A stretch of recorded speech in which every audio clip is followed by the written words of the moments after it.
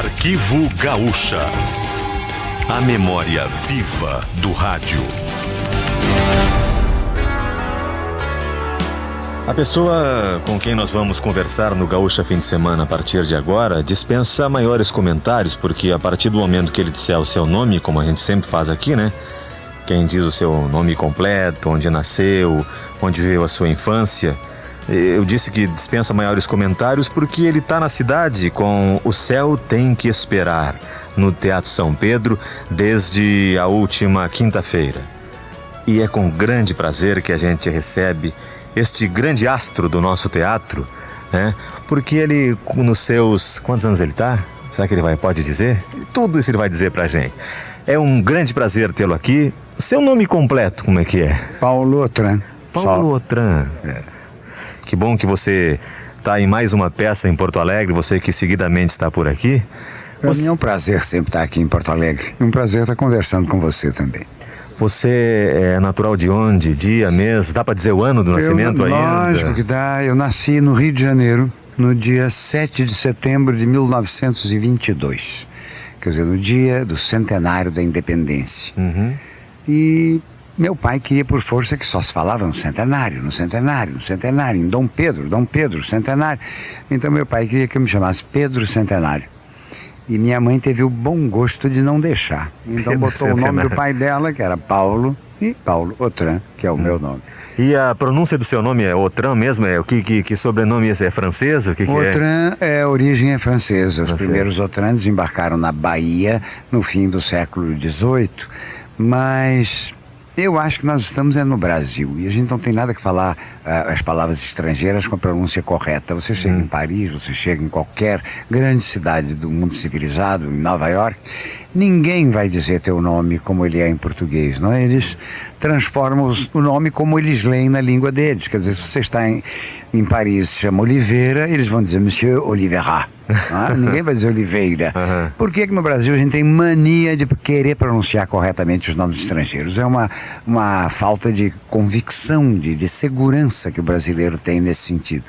Então, eu jamais exigiria que alguém dissesse meu nome em francês, porque seria uma coisa até meio pedante dizer Paulo Autran. Com biquinho ainda, Autran, né? Não é Autran, é Autran mesmo. E as pessoas dizem Autran como quiserem. 43 anos de teatro? 44 agora 44, em dezembro. E qual foi a primeira encenação sua, Paulo Autran? Bom, eu antes fiz teatro amador. Ainda como advogado, fazia teatro amador como hobby. E naquele tempo, teatro amador em São Paulo era uma coisa muito séria, porque foi um momento justamente em que o teatro profissional atravessou uma fase muito ruim, de muita comedinha comercial. Então surgiu um movimento em São Paulo de várias companhias de teatro amador tentando resgatar o bom teatro para o público. Então levavam-se bons autores, tentava-se mostrar à plateia o que o autor tinha escrito, o que o autor tinha pensado, porque era frequente nas más companhias profissionais de então se acrescentar tanto caco, se modificar tantos textos que as peças ficavam inteiramente deturpadas. Então esse movimento foi um movimento muito bonito de teatro amador em São Paulo, que culminou na organização do TBC, Teatro Brasileiro de Comédia, que durante anos foi um viveiro, uma escola de atores, de autores, de tudo. Nós tínhamos grandes diretores da época no TBC, o Adolfo Celli, o Luciano Salti, o Flamínio Bolini, o Ruggero Jacobi e o Zimbinski. Eram os 5 grandes diretores que dirigiam todos os espetáculos do TBC. Eu saí do TBC, saímos juntos, Tônia Carreiro, Adolfo Celli, que era o principal diretor de lá, eu, mais Margarida Rey, Benedito Corsi, e fizemos a companhia Tônia Celli Autran. Isso em 56. E em 57 viemos pela primeira vez a Porto Alegre. Você imagina que naquela época ninguém viajava com uma peça só. As companhias para viajar levavam um repertório. Então nós trouxemos as peças que já tínhamos montado, que era Otelo, Viúva Astuciosa, Entre Quatro Paredes do Sartre, a Viúva Astuciosa de Goldoni e Otelo do Shakespeare. E montamos mais 4 peças para poder justificar as viagens daquela época. E trouxemos também todo o material elétrico, os refletores, trouxemos as lâmpadas, todos os cenários em 2 caminhões, os figurinos. Os espetáculos que nós montamos aqui eram idênticos aos espetáculos como montamos em São Paulo e no Rio. E foi um grande sucesso. Ficamos 2 meses e meio, quase 3 meses, no velho Teatro São Pedro, quando eu conheci o Dante Baroni, que era o diretor do teatro naquela época, um homem também apaixonado por teatro, de uma grande capacidade. E vou confessar a você uma coisa, naquele tempo, para mim, gaúcho era o sinônimo, quer dizer, era a personificação daquele sujeito que amarrou o cavalo no obelisco na Avenida Rio Branco, no Rio de Janeiro. E eu vim para cá muito mal impressionado, porque na minha ignorância confessada, eu achava que gaúcho era isso, era um homem cheio de si, muito convencido de que era machão. Eu digo, vai ser uma temporada dura de aguentar. Essa impressão desapareceu na estreia. Nunca o Otelo foi tão aplaudido, tão interrompido por aplausos. Terminou o espetáculo, o palco ficou duro de gente para nos cumprimentar, e gente que chorava, gente entusiasmada. Foi uma temporada maravilhosa. Então eu passei a me apaixonar por Porto Alegre e pelos gaúchos em 57, no meu primeiro dia de teatro aqui. Ele é apresentador do programa Galpão do Nativismo aqui na Rádio Gaúcho. Ele é apresentador do programa Galpão Crioulo na RBS TV. Ele já teve à frente do Instituto Gaúcho de Tradição e Folclore. São as coisas que eu me lembro, hein? Ainda presta uma excelente colaboração para o IGTF. Ele é doutor e muito mais. Os títulos depois nós vamos saber. Já podem saber quem eu estou falando, né? Antônio Augusto Fagundes. Nome completo, Antônio Augusto? Antônio Augusto da Silva Fagundes. É um prazer tê-lo aqui no Gaúcho Fim de Semana, para a gente contar um pouco da sua vida para os nossos ouvintes, para a gente saber um pouco da sua vida, Antônio Augusto. Não só aquilo que a gente sabe aí nos causos que você conta na Zero Hora também, esqueci da sua coluna na Zero Hora, desculpe. Na Zero Hora, na RBS TV e aqui na Rádio Gaúcho. E nas suas cavalgadas, nas suas andanças por aí. Você nasceu onde, dia, mês e ano? Eu nasci no dia 4 de novembro, um domingo, de 1934. Em cima do histórico Cerro dos Farrapos, no distrito de Inhanduí, que é o 5º do município do Alegrete. Eu nasci em cima do cerro onde se deu parte da Batalha do Inhanduí, na Revolução Farroupilha. 58 anos, bem vividos. Graças a Deus. Vamos começar por aí? Vamos lembrar os bons tempos de infância no Alegrete? A minha infância foi não apenas no Alegrete, foi também no interior de Uruguaiana, em Jiquiquá. O meu avô tinha uma pequena estância no Inhanduí, em cujos campos eu nasci, e outra no Jiquiquá. Então, na minha infância, há uma oscilação entre um lugar e outro. Morei também em Uruguaiana, morei em Dilermando de Aguiar e morei em São Borja até voltar aos 11 anos de idade definitivamente para o Alegrete. Quer dizer, definitivamente na fase da minha formação. Sim. Porque após prestar o serviço militar no glorioso 6º Regimento de Cavalaria no Alegrete, aí aos 19 anos de idade eu vim para Porto Alegre, da onde não vou sair mais. Eu fui o mais jovem patrão da história do 35 CTG. Eu fui patrão com 20 anos, 21 anos. Que ano foi isso? Isto foi em 55, 56. Eu fui patrão do maior CTG do estado naquela época, recém-chegado a Porto Alegre. Isso se deveu, em grande parte, à minha atuação. Eu era tido por poeta e declamador e orador e não sei o que mais. E havia surgido em Porto Alegre um jornal chamado A Hora, que foi o primeiro jornal colorido do Rio Grande, possivelmente o primeiro do Brasil. E nesse jornal eu me ofereci para fazer uma coluna tradicionalista e terminei, aceito por José Guimarães e pelo capitão Erasmus Nascentes, e pelo João Maia Neto, fazendo na realidade uma página que era sempre ilustrada por um grande artista plástico, que é meu amigo até hoje, Nelson Boeira Fedrich, e alguma vez diagramada pelo Chico Stockinger, que hoje é um dos nossos mais famosos artistas plásticos também, meu amigo até hoje. Quando a Rádio Gaúcha, com o Maurício Sobrinho à frente, criou o programa Festança na Querência com Paixão Cortes para colocar no ar no mesmo horário do Grande Rodeio Coringa, o Maurício disse para o Paixão: traz o Darcy. O o Maurício era muito amigo do Darcy. E o Paixão disse: o Darcy não posso trazer, ele é funcionário da Farroupilha. Ele disse: mas o Dimas eu posso, então traz o Dimas. Aí levaram o Dimas, que ficou poucos meses ao lado do Darcy. Aí o Darcy, desesperado, chega para mim e diz: quem é que eu vou convidar para trabalhar comigo? Tu não pode, porque o Darcy tinha a mania que eu não tinha voz microfônica.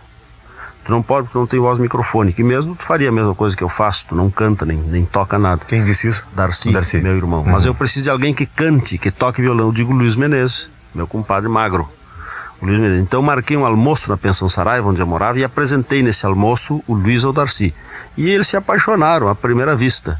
E essa paixão durou até a morte do cavalo, como nós chamávamos o Darcy na intimidade. Por quê? Por que chamava o Darcy de cavalo? Porque nas excursões ele tinha um compadre chamado Pimenta, Antônio Pimenta, que chamava todo mundo de cavalo. E o Darcy chamava todo mundo de cavalo. E nós tem um grupo de cavalos dessa época, e todo mundo até hoje se chama de cavalo. Eu e o Nelson da Janete, quando a gente se encontra, cavalo para lá e cavalo para cá. Eu e o Albino Manique dos Mirins também, cavalo, com os Chirus também. E o cavalo chefe era o Darcy. Então o apelido pegou mais nele que nos outros. Então o Darcy era o cavalo. E aí eu muitas vezes estive no grande rodeio Coringa com o Darcy, contando lenda, declamando alguma poesia e tal, mas não como profissional. Um dia o Darcy já estava aposentado e o Flávio Alcaraz Gomes estava aqui na Gaúcha, e é muito meu amigo até hoje, uma pessoa que eu quero muito bem. E eu falei com a Elma Santana e falamos com o Flávio para o Darcy voltar a trabalhar no microfone. Ele estava já aposentado da Farroupilha e louco para voltar para a Latinha. O Darcy era, antes de mais nada, um radialista. Ele fez cinema, fez televisão, ganhou prêmio de tudo que foi jeito, mas o que ele gostava mesmo era de microfone.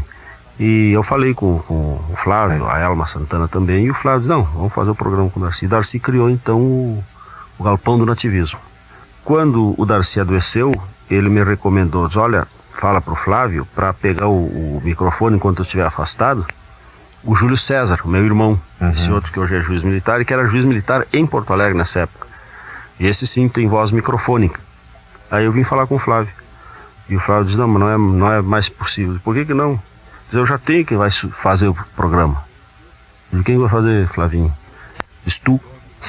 Mas não posso, eu não tenho voz microfônica. Eu acreditava nessa balela ainda nessa época.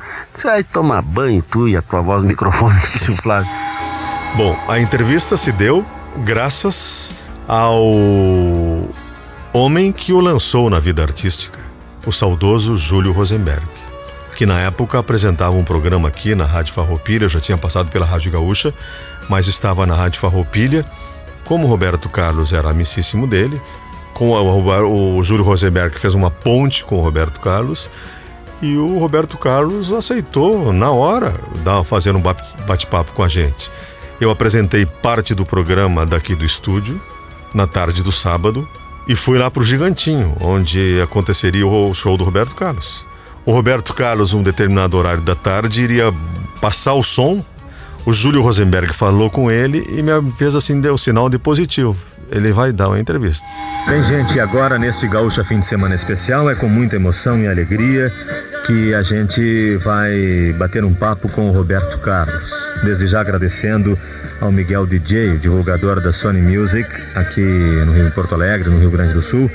Também o pessoal da DC7 Produções, da 7 Produções também, por nos dar essa colher de chá de entrevistar nesse programa especial o Roberto Carlos. Roberto, prazer ter você aqui e parabéns por todo o trabalho que você realizou mais uma vez nesse ano de 95 e principalmente pelo show que você apresentou na quinta-feira passada na Rede Globo, na RBS TV aqui em Porto Alegre, fazendo uma homenagem, você com os demais convidados, o Erasmo Carlos e demais convidados que você trouxe ao programa, fazendo uma homenagem aos 30 anos da Jovem Guarda, Roberto. Muito obrigado por suas palavras, né? Pelos parabéns, pelo abraço, pelo carinho, pelo amor. Enfim, muito obrigado.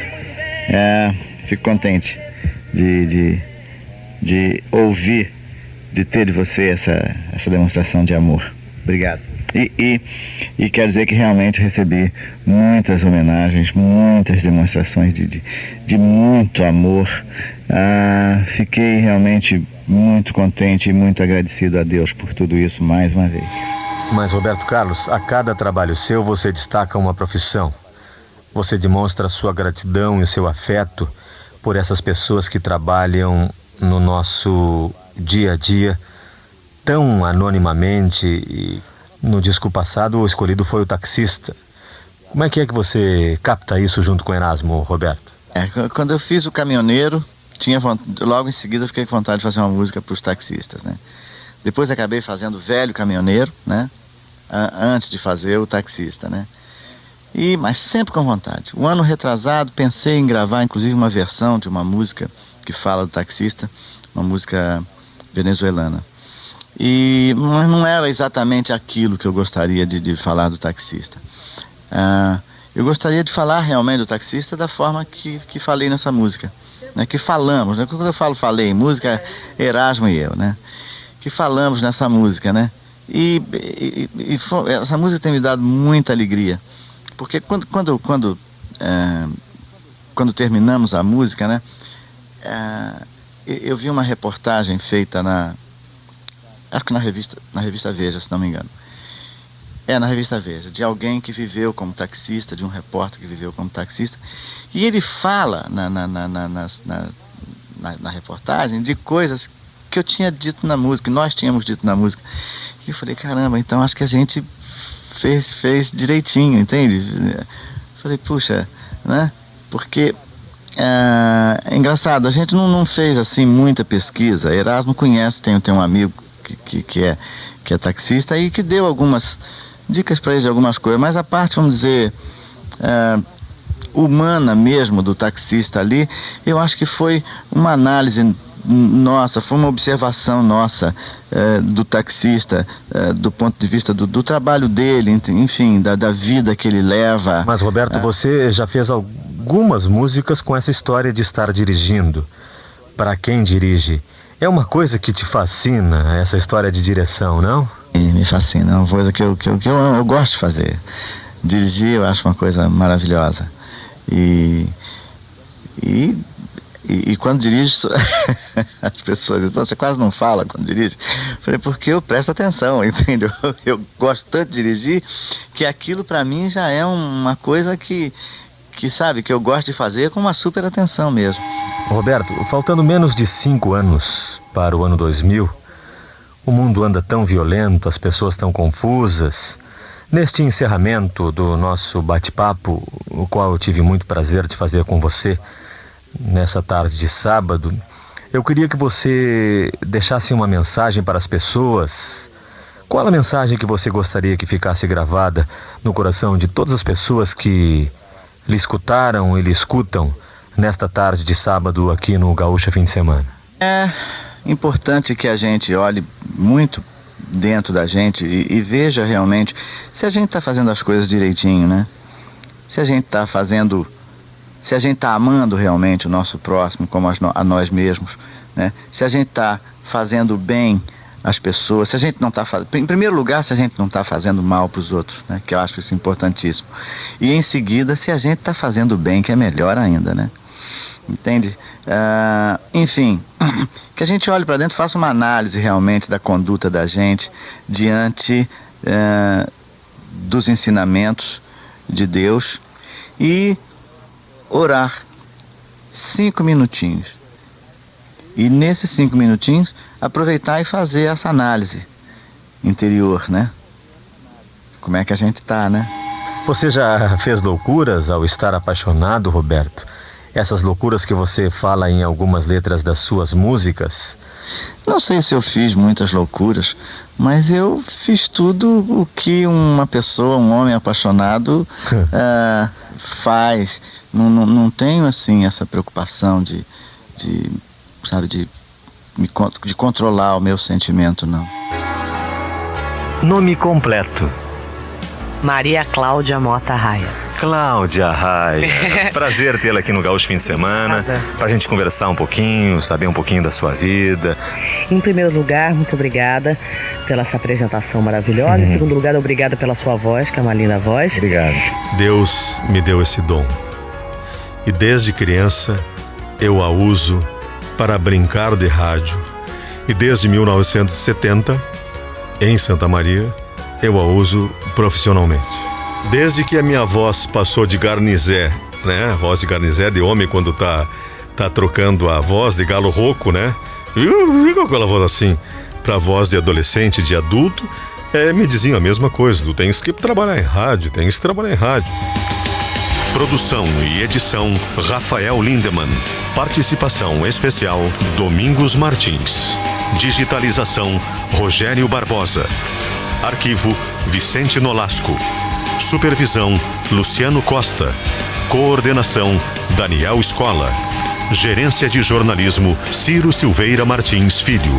Rádio Gaúcha, outubro de 2015.